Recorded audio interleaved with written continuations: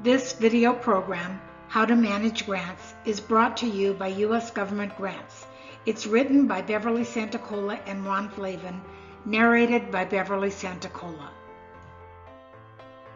Managing grants properly will assure the continuation of grant funds from federal agencies and foundations long after the grant funding is spent. It is the fifth activity in the grant cycle and the last video lesson in this series. Making sure you manage grants properly, complete the scope of work proposed, report on time, and spend the money is essential to keep grants coming in.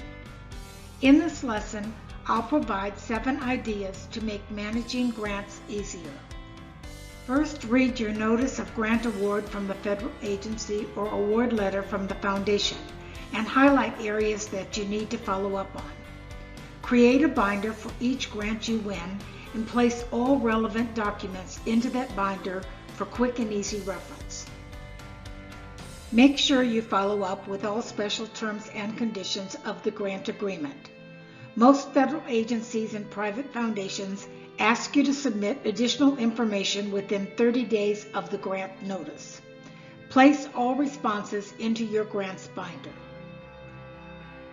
Because your grant proposal and notice of grant award can be up to 50 pages or more, it's easy to forget every single thing you propose and they require. A logic model is a one-page document you can create to help keep you focused. The first column of the logic model is inputs. These are people, places, and things you have that will make it possible for you to do the activities you proposed. Inputs include funding, staff, supplies, facility, tools, etc. The second and third columns of the logic model are outputs. One for the goals and objectives or activities you proposed, and one for the staff, consultants, and collaborating partners that will help you make it happen. Standard logic models typically measure short, middle, and long-term outcomes. For the Ute Mountain Ute tribe, we use social emotional outcomes, the ones measured by stories, program outcomes measured by required organizational or program goals, and cost-benefit outcomes to measure spending and the difference the money made for the people.